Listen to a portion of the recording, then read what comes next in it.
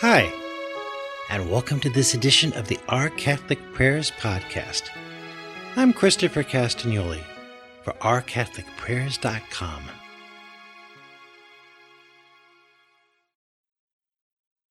How's your love life? Spiritually speaking, that is. The prayer known as an act of love gets right to the heart of the matter as to what really counts as love in God's eyes. The prayer itself follows. O my God, I love you above all things with my whole heart and soul, because you are all good and worthy of all love.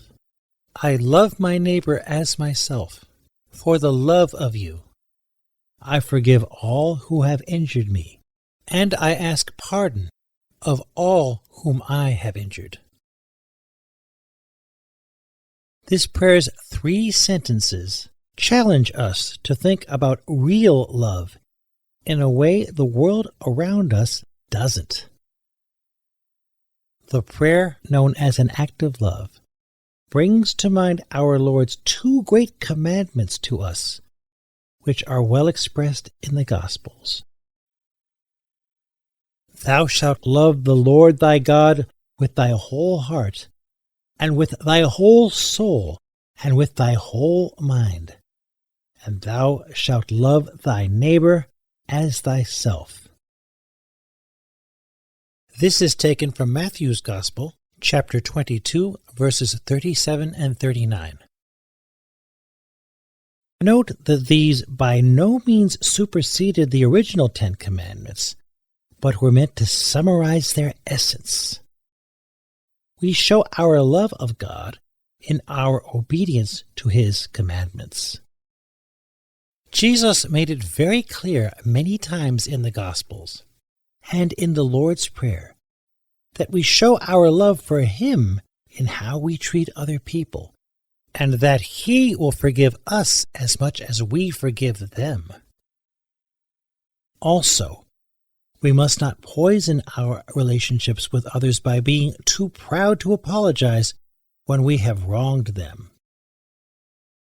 God's idea of love is not the same as that expressed in too many songs and TV programs these days, all about sex and self-gratification.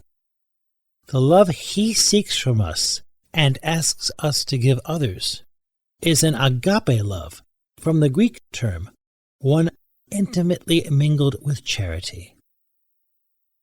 This love is one of God's gifts to us. It is one of 3 theological virtues, along with faith and hope, each that has its own prayer. Often referred to as charity in traditional translations of the Bible, it consists of loving God, as this prayer I recited states, above all things, and loving our neighbor out of love for our Lord. It doesn't come from our feelings, that is to say, from our natural likes and dislikes, but rather from our will and our desire to please God. This is indeed love of others for God's sake, without thinking about what we might get in return. In addition, we are called to love those who might not seem particularly lovable, as well as our enemies. In case the notion of loving your enemies seems like too tall an order in a world saturated with conflict, especially nowadays, consider that, as St. Paul said, Christ died for us to reconcile us to God while we were His enemies. This is taken from St. Paul's letter to the Romans, chapter 5, verse 10. Christ's love for us on this earth was modeled on humility and selflessness. He was born in a manger and died on a cross in the ultimate act of love. As our Lord instructed His apostles the night before His passion so memorably, we are, as He put it, to love one another as I have loved you. By this shall all men know that you are my disciples. This is taken from John's Gospel, chapter 13, verses 34 and 35. He meant for us to love each other, warts and all. Saint Therese of Lisieux was so taken by this command in John's Gospel that she dedicated her life to loving others as Jesus would love them. She wanted everything she did to be an act of love. That included looking for the good in everyone, putting up with their faults, and showing those she might find otherwise disagreeable kindness and respect. Following this example, if we can't always settle our differences with others, as is quite sadly often the case, we can at least pray for them, and pray for ourselves as well in this regard, that we might not have bitterness or resentment in our hearts towards them. While this might be especially difficult, again nowadays, in cases of severe emotional or physical abuse, think of those more mundane situations in your life where pettiness gets the better of you. Do you know someone who just has to be right about everything? Are you like that? Also, how much does it, or even should it, matter who has the bigger car, house, or wallet? And don't forget the emotional, physical, as well as spiritual toll envy and resentment over such things can have on us. Even the small grudges we carry around with us can feel like 50-pound weights after a while. Although this prayer, an act of love, invites us to think of we in a world full of me, it is important for us to love ourselves as children of God seeking to do His work by sharing His love and goodness. We must avoid the kind of sensual, prideful self-love in which we're always looking out for number one, thinking only of ourselves. The renowned English poet W.H. Auden summed up the tragedy of the human condition in this regard when he wrote, when World War II began, in his poem entitled, appropriately enough, September 1st, 1939. The error bred in the bone of each woman and each man craves what it cannot have, not universal love, but to be loved alone. Many times, when we think of universal love in the abstract, we get tripped up as well. Linus once said in an old Peanuts comic strip, "I love mankind. It's people I can't stand." Likewise, the satirist Tom Lehrer once said, only somewhat tongue-in-cheek, that I know that there are people who do not love their fellow man, and I hate people like that. Don't we all fall prey to those kinds of thoughts sometimes? Or maybe even more often than not? Do you find it's easier to champion some abstract cause than to be polite under stress? Or not to bear grudges in turf wars with colleagues at work? You're not alone.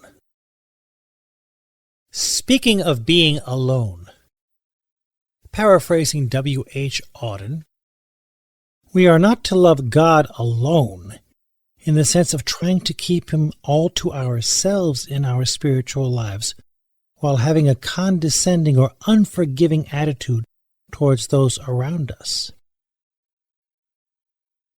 St. Paul said in this regard that if he, as he put it, should know all mysteries and all knowledge, and if I should have all faith, so that I could remove mountains, and have not charity, I am nothing. This is taken from his first letter to the Corinthians, chapter 13, verse 2. In this case, the term charity is the traditional term for agape love, which I mentioned earlier. We must also be aware of gossip, which affects and indeed infects all of us, one way or another. It can be an act of love not to spread or repeat rumors, or otherwise ruin someone's reputation. St. James called the tongue an unquiet evil, full of deadly poison, when used in this manner. This is taken from his letter, chapter 3, verse 8. Mahatma Gandhi once said, "I like your Christ, but I dislike your Christians. They are so unlike your Christ."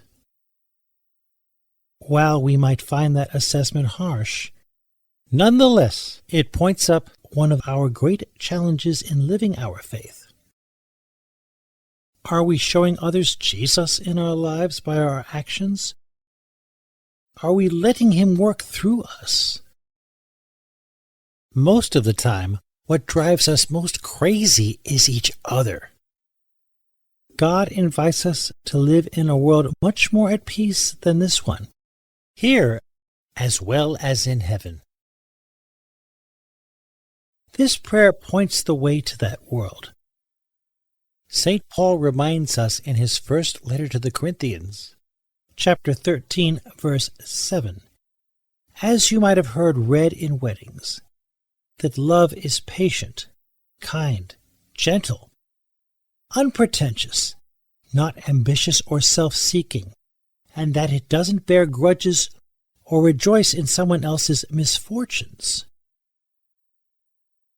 The more we can adopt that approach, with God's help, the more we can live our lives as an act of love for Him and for each other.